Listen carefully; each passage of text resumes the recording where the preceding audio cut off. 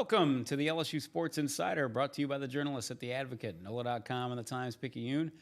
Perryn Keys here hanging out finally for the first time in a long time. Scott Rabalais and his smiling face after all his world travels. He's back here in studio to go a little bit around the horn today here on the LSU Sports Insider.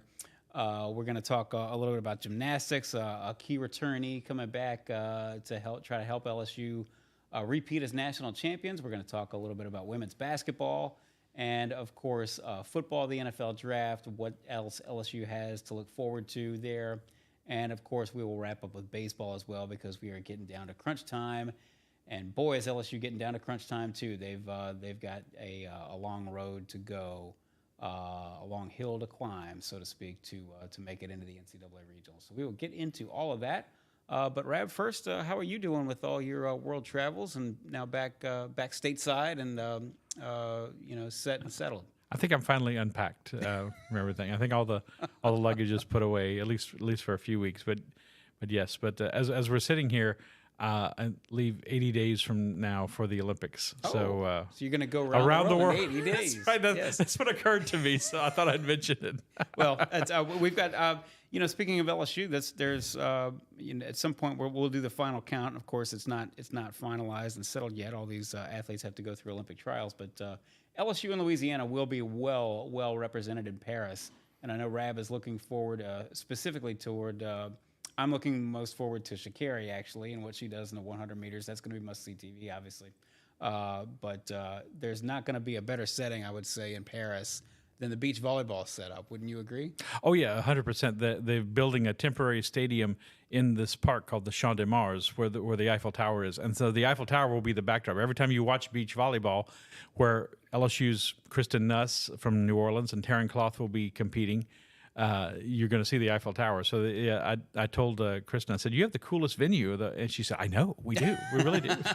So, at least they know. Yes, they always have beach volleyball in a cool place. Like in Rio, it was on Copacabana Beach. That's right, yeah. And like in London, it was like the Royal Horse Guards Parade right by Not by a lot of Buckingham beaches Palace. in London, but they made do. Not a lot.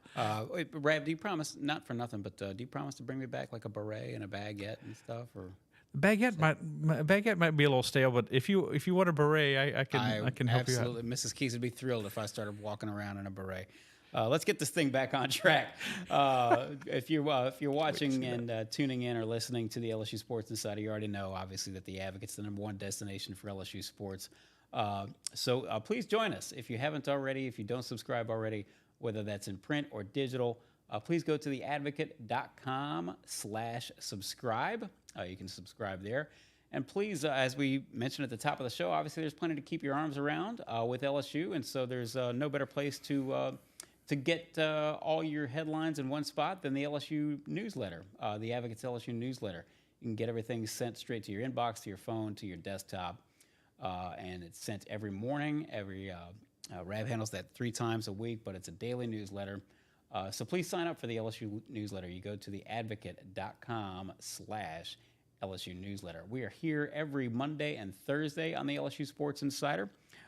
We are on all our social channels, of course, but specifically our YouTube channel, LSU Tigers on NOLA.com.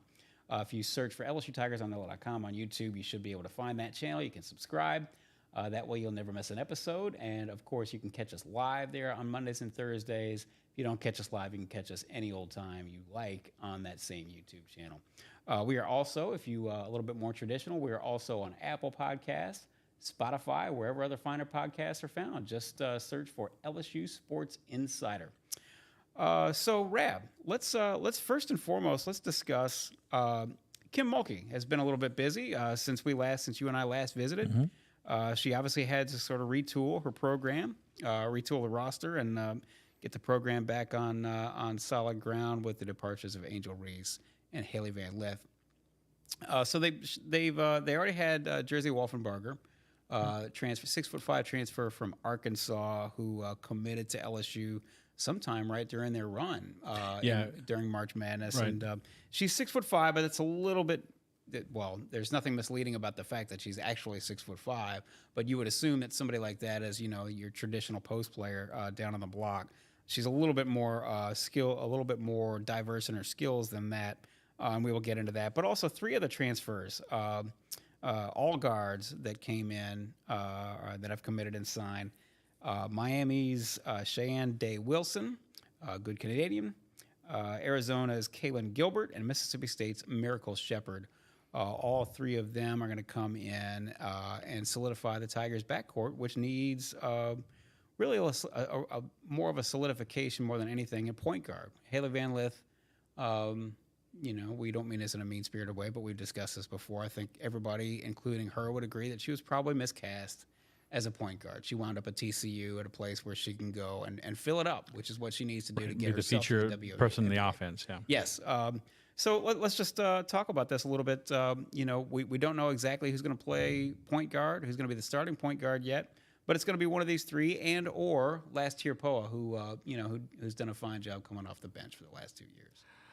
Yeah, I would start with Poa because I would say we can't discount her. I mean, usually when a transfer comes in, you're like, oh, they're coming in to play right away, and I'm sure they will. But Poa has the experience in the system and is a great free throw shooter, and she has to clean up some unforced turnovers sometimes that she makes, but generally, she shouldn't be counted out.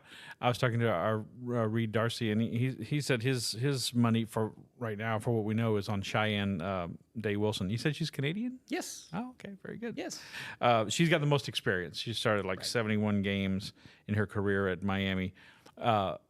I'm intrigued by Mjracle Sheppard from Mississippi State. She didn't score very much, only 5 points per game, but she's noted for being a good defensive player. And I think if anything that LSU missed, aside from having a true point guard and Alexis Morris running the show from 2 seasons ago, is that really good defense at that point guard position. Alexis was an excellent defender.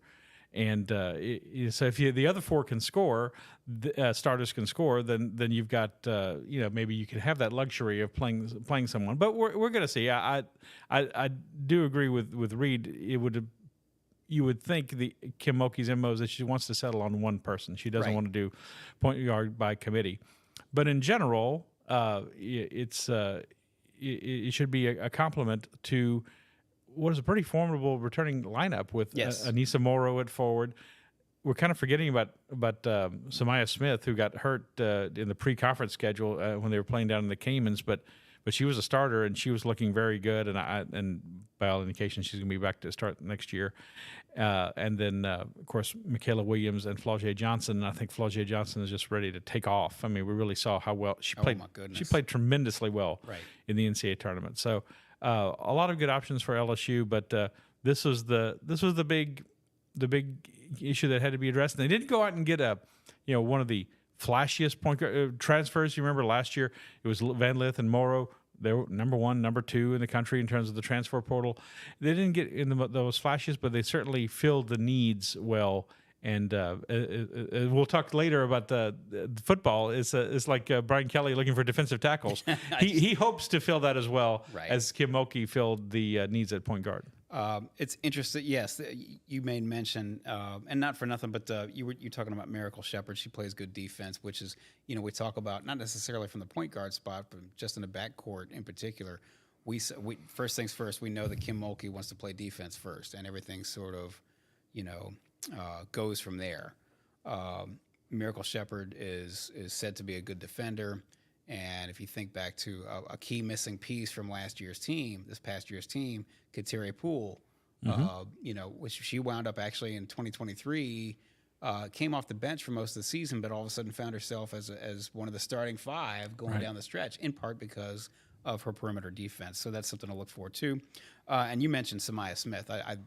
I think you're right. I don't think you can emphasize enough. I was actually thinking about this earlier this morning about how much of a difference would Samaya Smith have made in that Iowa game. You think about all the point-blank shots and listen, Angel and Anissa are as good as they come down in the post, but all those point-blank shots, we just had one more person that they could have, you have to have somebody who's going to make a good entry pass, of course. But how many more shots from point blank might they have gotten off against Iowa? May have not made a difference because Caitlin Clark was so hot.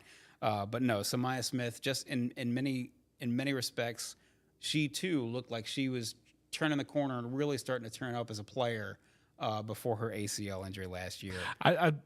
We'll never know, obviously, Right. but I think if she played as well as she looked like she was going to play, they could have beaten South Carolina in one of the 2 games they played, either the one here or in the SEC tournament. Right, if she has a good game. You think about that first game in January where Angel fouled out with about 3 minutes to go. Right. Well, you would have had, nobody is Angel Reese. We understand that, but Samaya Smith was a formidable presence down there on the block, and you would think that would have certainly helped in terms of being able to sort of hold the fort. To that point, yeah, they are losing Angel Reese, and you can't replace her exactly. But automatic double. As Brad Pitt says in the movie Moneyball, when they're trying to replace some of the key players they lose, maybe they can recreate her in the aggregate. Right. And by that I mean, this is a team. They were there after Smith got hurt. Their shortcomings on the bench were well known, and Kateri Poole left the team. Their shortcomings on the bench were well known. They're playing Del Rosario, Leah Del Rosario, and she gave them a few points and a few rebounds per game, but mostly she's just filling time, try to rest Reese and Morrow, and then you're playing Janae Kent, a little bit off the bench. They should have an 8 or 9 player rotation next year. I would expect Wolfenbarger is going to be a reserve, and then you have all these guards we mentioned. And they're going to have the opportunity to have bench scoring and again and something like that, which is that was the big difference maker between them and South Carolina this year. South Carolina just came at you with almost 2 full teams. Right. So LSU is going to be in a much better position for that this coming year. Still got the star players like Johnson and Williams and Morrow, plenty of star power.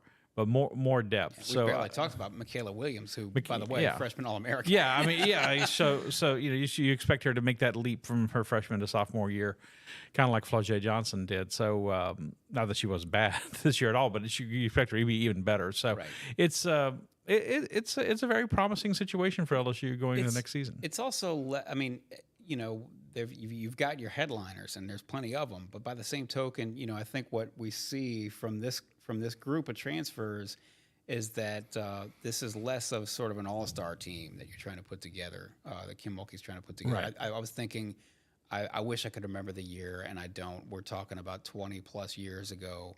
But, Rab, you'll probably remember this, when the Lakers put together, it was Karl Malone, Gary Payton, Kobe, Shaq, and, you're talking about 4 Hall of Famers who are out there on the floor, and on paper, everybody said the same thing. It's like, well, who's going to beat these guys? But it just it didn't quite work exactly the way you thought it was going to work. It just may have been too many hands trying to stir the pot. So this looks like you've got your superstars, but then you've got a little bit better, a chance for a little bit better roles that are a little bit better defined, and a bench that's a little bit better defined, and also, as you said, a little bit deeper as well. So we will see how that goes. Speaking of All-Americans, though, shifting topics. We need to talk about another All-American, which is goes by the name of Haleigh Bryant. LSU wins the national championship, of course, in early April. A big, huge breakthrough from that program, the first championship for that program. And Haleigh Bryant, everybody's All-American, so to speak, AAI award winner, is the best senior gymnast. Rab, I don't know how you felt about this, but I mean, who would have blamed her? It's not the same as going pro as in other sports, but who would have blamed her if she said, look, this was a great career. This was icing on the cake. This was the cherry on top. I've done everything I've done everything there is to be done on the college level. And now I'm going to ride off into the sunset and go be a professional person, a professional, go. I've got my degree and all this kind of stuff. Instead, Haleigh Bryant comes back, and now you're talking about, yet another formidable roster here. With some others to come. Briefly to summarize, on paper, and we don't know what other seniors, as we're doing this, we don't know what other seniors who are eligible to come back will do so. Kiya Johnson can come back.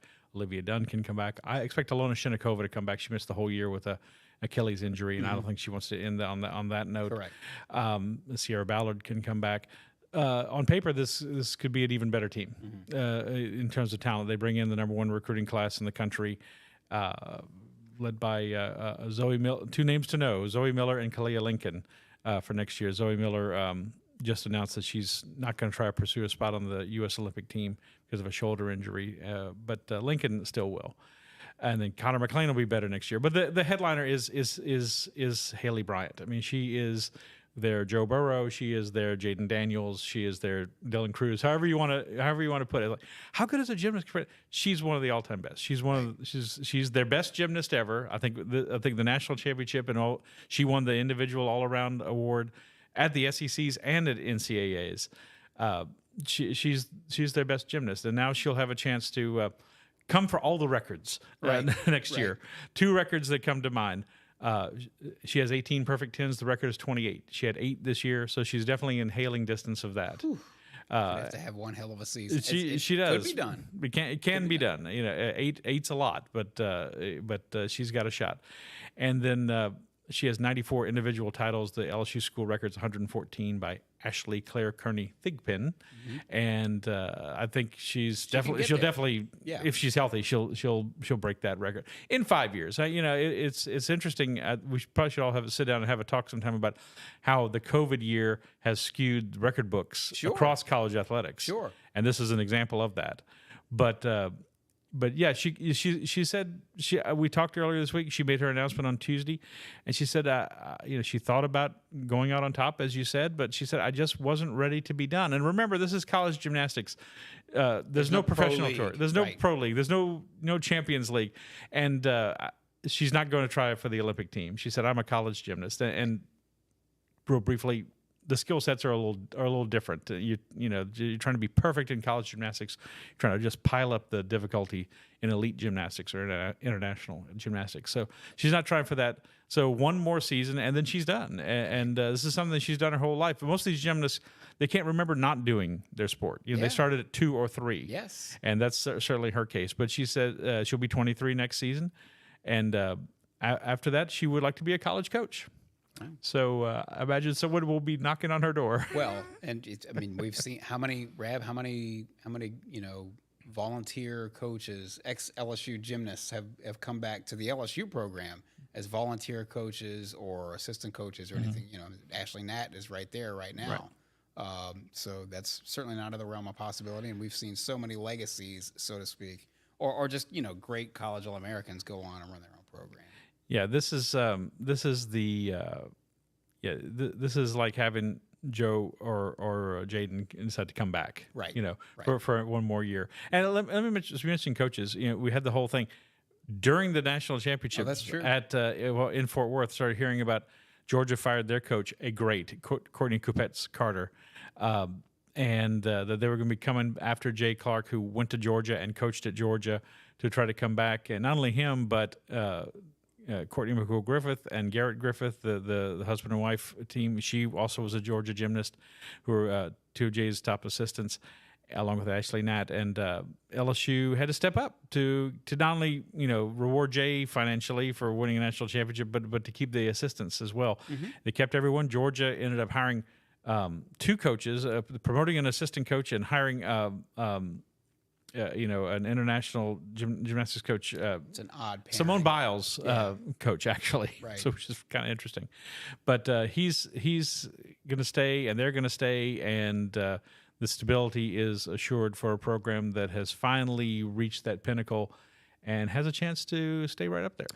You made mention of several key gymnasts who have a decision on whether they're going to come back or not. Well, we all know for reasons sometimes other than gymnastics, Olivia Dunne is obviously sort of a headliner, and she's got a decision to make too. She's yet to make. We've been sort of patiently waiting for a decision one way or the other, but she does have. Listen, she can, as we've discussed many times, she could retire right this second and never have to go to another practice again, and she'll be okay. She'll be able to put gas in the car. Jay Clark made a joke in Fort Worth. He said, I got on her one time about something. I said, well, you have to listen to me. You make 10 times more than I do. which is not a lie. No, it's not. But as we've discussed many times, she likes being a gymnast. She likes going to practice and going to work and being part of that team and everything like that. And also, I think it's probably important to note, that she may have a I don't know about necessarily a more defined role, but maybe possibly a slightly larger role on next year's team should she decide to come back. So that's something that we're paying attention to as well. Yeah, she was on the Today Show with Baton Rouge's Kaylee Hartung, actually, That's and right. Al Roker and the crew. And she was asked about that, and she said, winning the championship made me want to come back more, but she has not announced her decision. If I had to guess, I would say she'd come back. I think it's good for her brand. Yeah. To be All-American gymnast Haleigh Bryant instead of what are you? I'm sorry, Olivia Dunne. What are you? Otherwise, are you just an influencer? Or something like that. So I don't know what is your role. So I think it's good for her, and she likes that team concept. And people, I'm sure, wonder her teammates like her. She's just Olivia or Liv. She's not Livy in the gym. And she's a role player. She's not going to be an All-American, all-arounder like Haleigh Bryant or Aaliyah Finnegan, who is also coming back for her senior year after winning the NCAA floor title. But she can go in on bars and go in on floor and do the job, and they're not hurting for the fact that they're putting her in there. So, if I had to guess, I'd say she's going to come back, but we're still waiting to see. That's right. This is the LSU Sports Insider, brought to you by the journalists at The Advocate, NOLA.com, and the Times-Picayune. You know where to find all our writers' great work. That, of course, is at theadvocate.com and NOLA.com. Please subscribe if you haven't already. As we often say, this is the number one destination for all things LSU sports. We're The Advocate. That's pretty much all you need to know. We've always been known as the number one destination. So please join us if you haven't already.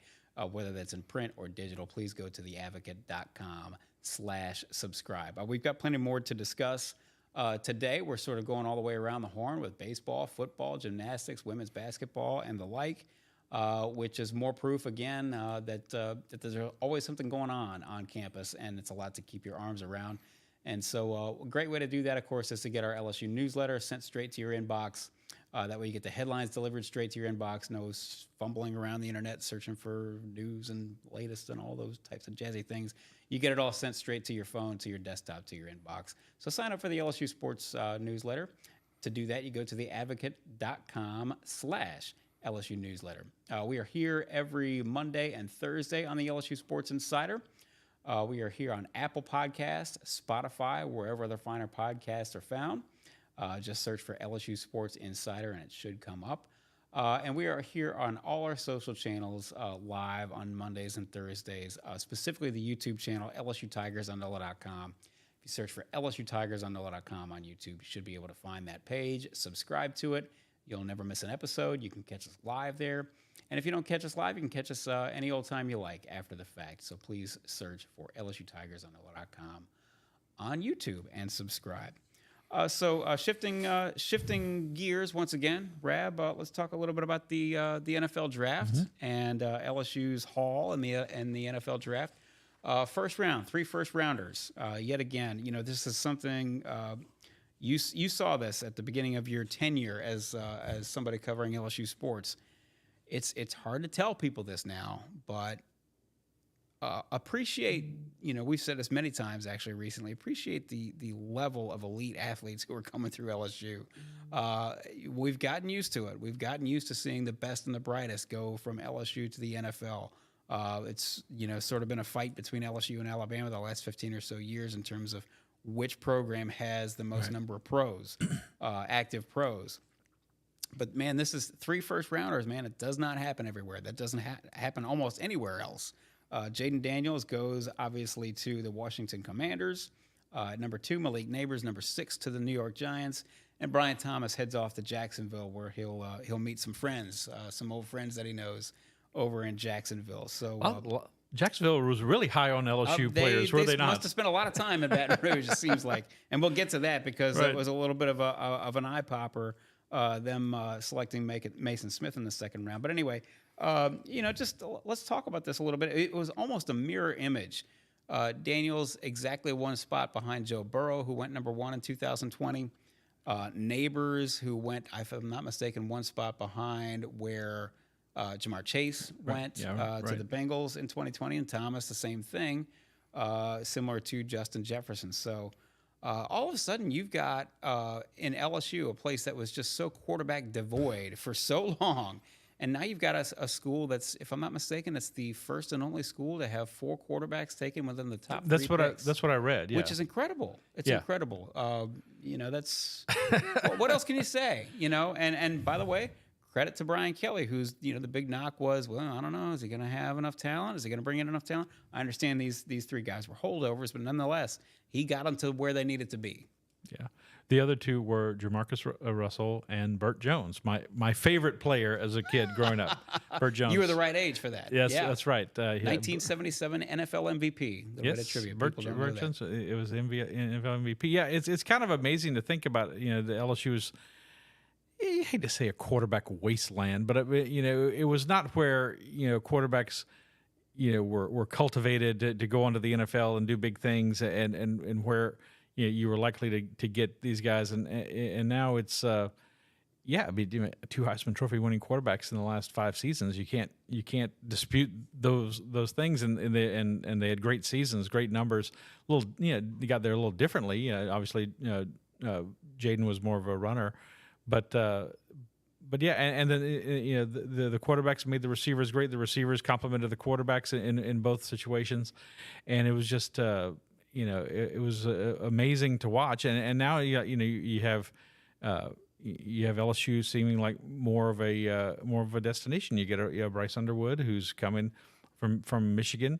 It was the number 1 or 2 quarterback in the country, depending on who you like. Certainly, we're right up there in terms of because and that kind of counters in LSU. Well, they didn't get Arch Manning, out of Newman or something like that.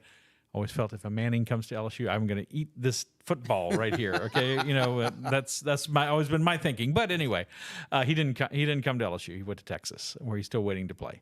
But the dynamic has changed so much, and you have to credit. You have to credit Ed Orgeron, yes, for having the vision right. to go get a Joe Burrow. You have to credit Brian Kelly and his staff for having the vision to go get a Jaden Daniels, who showed some promise at Arizona State, but certainly like Burrow had not been that anywhere near the guy. When he transferred in, we weren't sure he was going to beat out Miles Brennan. People would ask me who's going. I just say, I don't know. I'll pick one. I'll pick Miles Brennan because he had more experience, and of course, we see what happened. But but it's really remarkable what has happened, and the whole dynamic of LSU's passing offense. And of course, it'll be a little different this year. But Garrett Nussmeier is a very accomplished passer, and you got Kyron Lacey and C.J. Daniels and all these other guys to be receivers. But I remember writing a few years back, during the Les Miles era, like who was the team right in the middle of the FBS in terms of passing offense? It happened to be Tulane. Yeah. They were exactly in the middle. If LSU could just be that, could just be average, 263 yards passing a game, something like that, 248, something like that. How good they could be with a defense at the time that was very complimentary and a running game committed to the running game. And now they had everything else. Yeah. Everything else. Probably more talent even than Alabama. Right there, certainly. Everything but the passing game. Right, and now they have that. And of course, it's hard to have everything. It's like being a 5-tool player in baseball. It's hard to be that. So it's hard to have everything for a football team. And obviously, they didn't have the defense this past year. So if the defense can just be average this year, and the offense comes along and is not leading the nation, and it's going to be hard to be number 1 in scoring and total offense. Right. That doesn't happen very often. But if they can just be average, then you got a shot at what's most important: being in the 12-team playoff. That's the be-all, end-all from now on. That's right. Elsewhere in the draft, these 2 in particular, I wanted to discuss because I just think they're both very intriguing and both very intriguing, but for different reasons, the 2 of them. Maason Smith goes in the 2nd round, again, to Jacksonville. And then Mekhi Wingo, both defensive tackles, goes to Detroit in the 6th round. I don't want to speak for you, Rab, but I think I was a little... listen, Maason Smith is part of the all-airport team and always was. 5-star prospect coming out of Terrebonne High School. Never quite, God bless him, that the freak injury against Florida State in 2022, there was nothing he could do. It's not his fault. Nothing he could do about that. He came back, obviously, this past year, but, didn't produce the way we all thought probably that he would produce. Nonetheless, he goes pro, and nonetheless, an NFL team boy, they like that size. They like the 6'5" frame, and they like how well he moves and his get off and all those types of things. So I will just say, and I'll throw it to you and just say that I frankly was surprised that he went so high in the second round. Your thoughts on that? Yeah, I am a little bit too. I think of a comparison to Brian Thomas. I think if you had to pick the best looking athlete on offense and the best looking physical specimen on defense, those are the two guys you would pick. Mm-hmm. And Brian Thomas is the player who developed himself this past year and finally lived up to that potential of being. He had the first round physical physique, but he had never done it. And then finally he had blooms, and look what he does. He's a first round draft pick of the Jaguars. Maason Smith, the Jaguars they're clearly going on the measurables, and there's a lot to like. Yes. The size, the frame, the ability to probably put on a little more weight, to do all the things that the speed, the lateral movement, all those things. He just didn't show it in college. Was it the injuries? He flashed a little there were bit, flashes, maybe but the injury was played more of a part than we realized. Yeah, not the dominant player. Now, by comparison, Mekhi Wingo, who went in the 6th round to the Detroit Lions. I got a soft spot in my heart for Mekhi Wingo. This is the guy who transfers from Missouri. Maason Smith gets injured in 2022. They throw him in there. He becomes a third-team All-American. Yep. Just nobody shocking. in the world thought that. Not at all. Mekhi Wingo. And then he was a good, solid player again this year. I think he was all SEC this year. Just really worked at it to develop it. Doesn't have the height. Doesn't have all the attributes that Maason Smith does, but. And I know you can't involve in the NFL is certainly not a league for a place for sentimentality. Right. But boy, I just think if I was a GM or a coach, I'd want a guy like Maason Smith on my team. You look at that motor and you say, man, this guy's Mekhi Wingo rather on my team. Yeah. Both of them, but Mekhi you look Wingo. at that motor and you think, man, this guy's worth a shot because he's gonna look. Maybe he does. Maybe he makes the team. Maybe he doesn't. But I know one thing is that he's not going to show up to training camp out of shape. And once he gets there, he's going to give you everything he's possibly got because he's got He's spent his entire life at 6'1" or 6 foot or whatever it is as a defensive tackle, proving everybody wrong, and he's certainly going to try to do that when he gets there. And I think he can. Listen, obviously we don't know. It might be made for a fool later on when somebody busts out this video clip a year from now. But I don't you think he can make the team and be a nice solid rotational player for first and second down something like that? I absolutely do. Yeah. I mean And by the way, wound up in Detroit where all of a sudden you're a legitimate Super Bowl contender for the first time in 50-odd years. So good for him. If you kick the field goal, you are. Yeah. If you kick the field goal instead of going for a fourth down. So and Jordan, it was kind of funny. LSU has all these struggles on defense. 3 defensive tackles get drafted. Jordan Jefferson goes to the Jaguars in the 4th round. It's like, man, they really. I thought they were bad. They found something they liked over there. Right? I thought they were bad against the run or against everything. But yeah, I mean, you say that. Of course, I think it's probably important to note Mekhi Wingo overcame this clearly. And he's got the motor that never stops. But both of those. Well, Maason Smith was there for 3 years and had 3 different defensive line coaches. There was a lot of in and out, a lot of and I think we all, again, not to pile on to the previous defensive coaching staff, which has taken more than its. More than its fair share, which is substantial level of criticism. I think it's probably fair to say that maybe they didn't get the best coaching on technique and things. So we saw we saw Maason, get up high and maybe not get lower than his, low man wins, right? Maybe get a little bit too high for. Or remember Pete Jenkins had to come in mid-season and tell him get closer to the line of scrimmage. I'm like. How can you not see this on film? Yeah, you need Pete Jenkins to tell you that.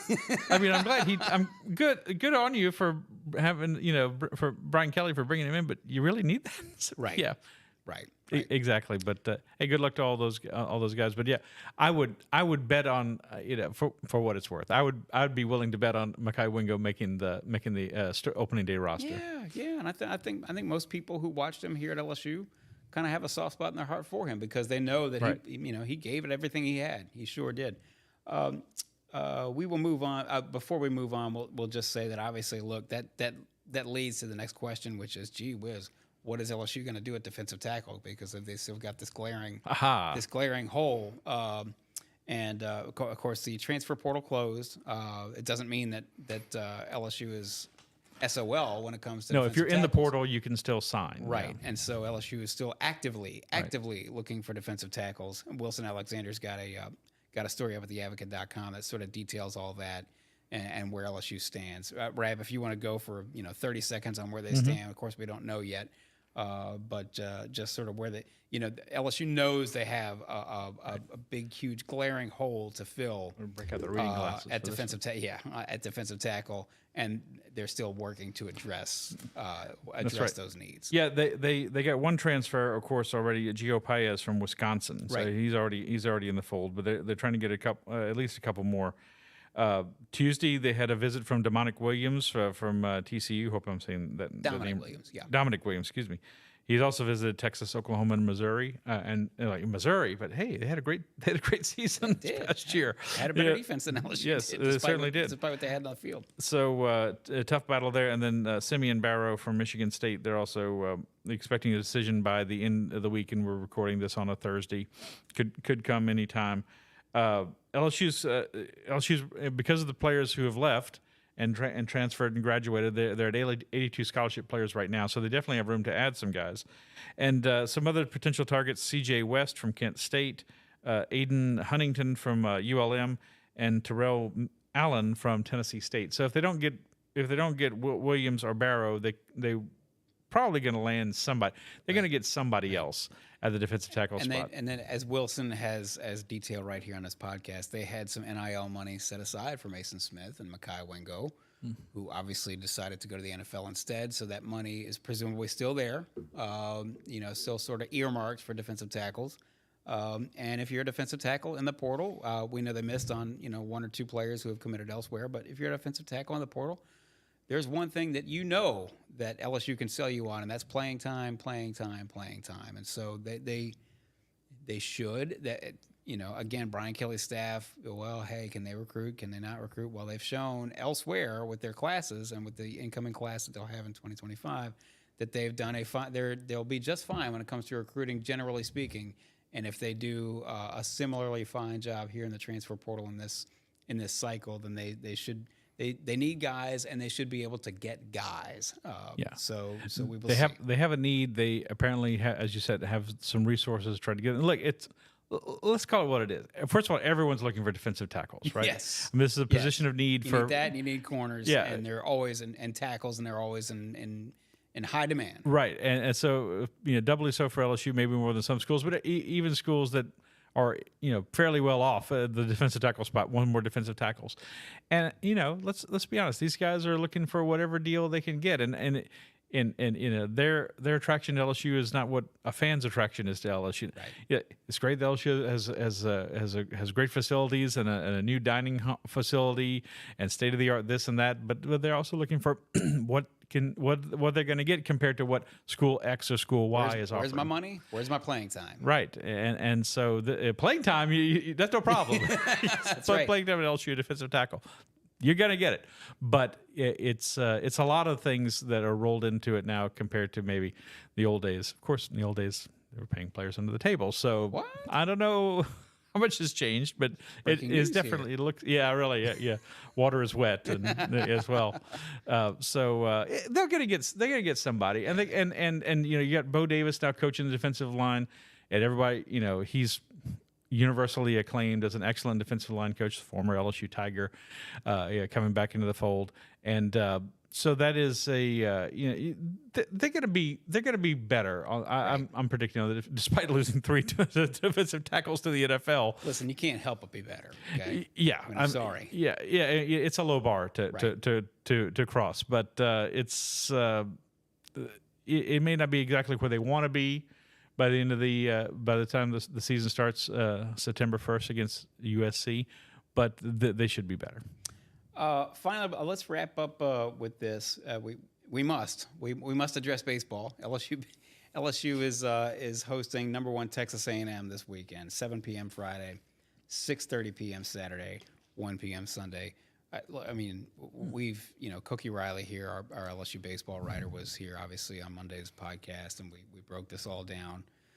LSU really at the bare minimum needs to go. They've got 9 conference games left. They really need to go 6-3 at the bare minimum. That would get them to 13-17 in conference. If they really want to put themselves in a decent position, they need to get to 14-16 in conference, which would mean that they would have to go. I'm bad at math, but I think that's correct. It would say it was 7-2. 7-2. And so, but now you've got the number one team coming in.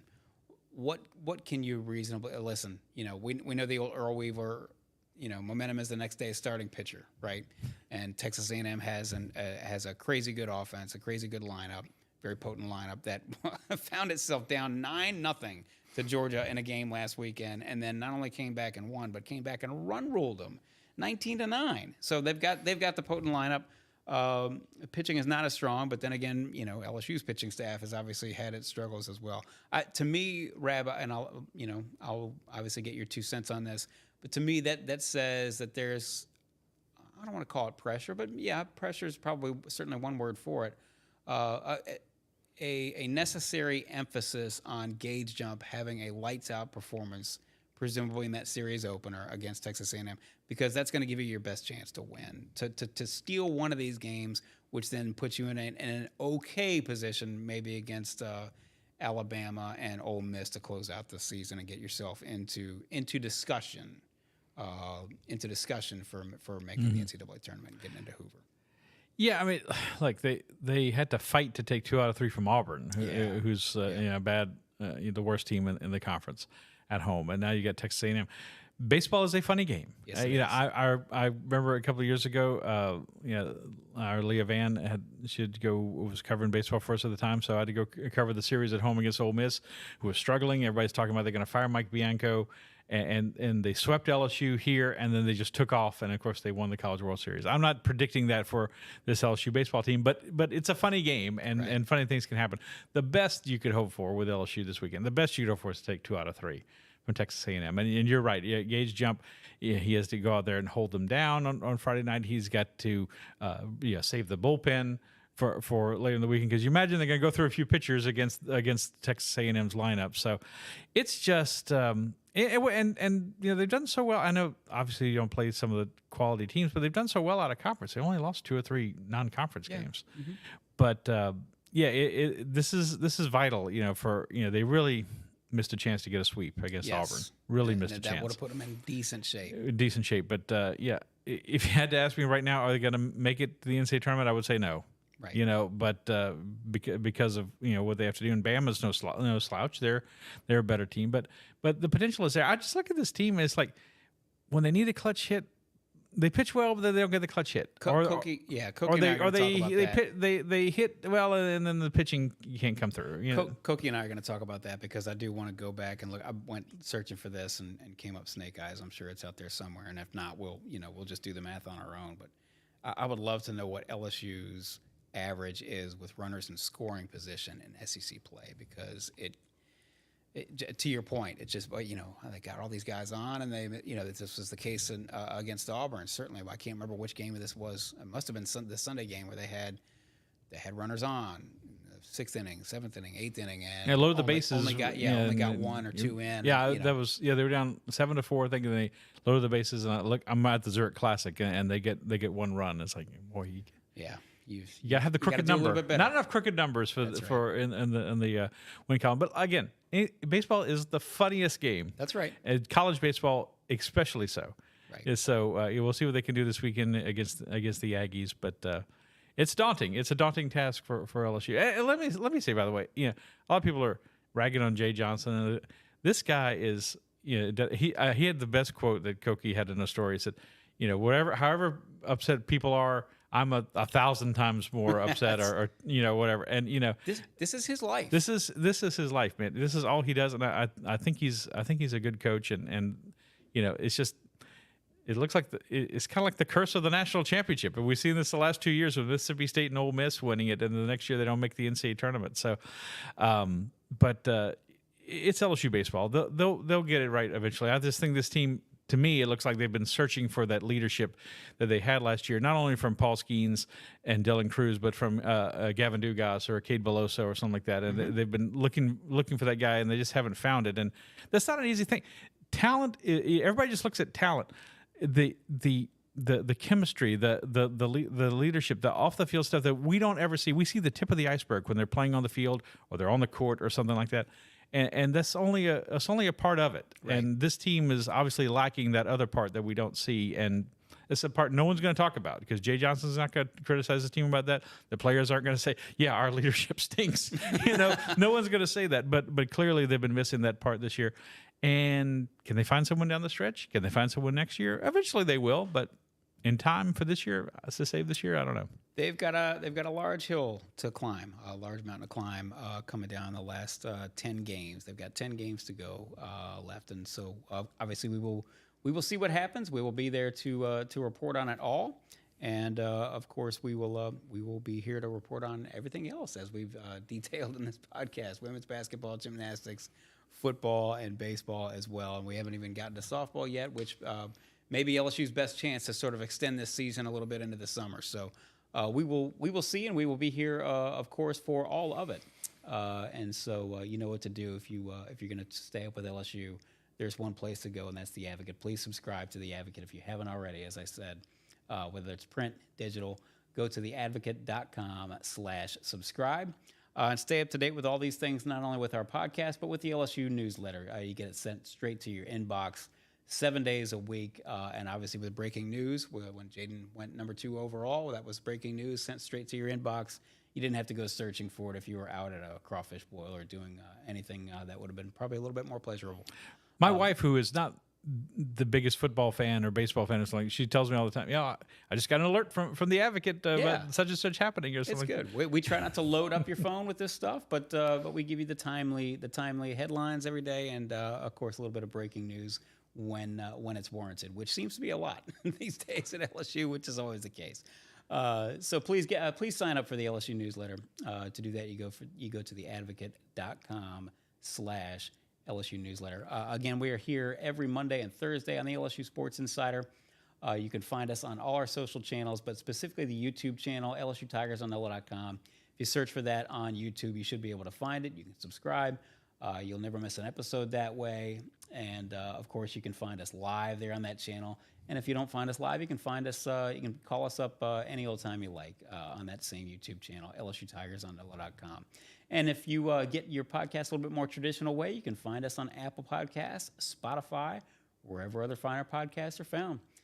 So please do that. Search for the LSU Sports Insider on Apple Podcasts or Spotify or any other podcast platform. Rab, it's been a pleasure. It's good to see you back home, getting a decent night's sleep and doing whatever it is you do on your spare time. I'm sure. Hasn't been playing golf. Hasn't been playing golf. That's for sure. Well, and you're not probably going to be playing today either with the weather forecast being what Unfortunately it is. not. So, and by the way, we'll hope for the weather to hold off on Friday too for LSU's game against Texas A&M. Never rains in Alex Stadium. I don't know if you ever knew that. Yeah, that's a little bit of a lie. For Scott Rabalais, for Norman Bell, who's filling in for Amelia behind the glass, we appreciate you, Norman. Thank you, sir. I'm Perryn Keys. This has been the LSU Sports Insider.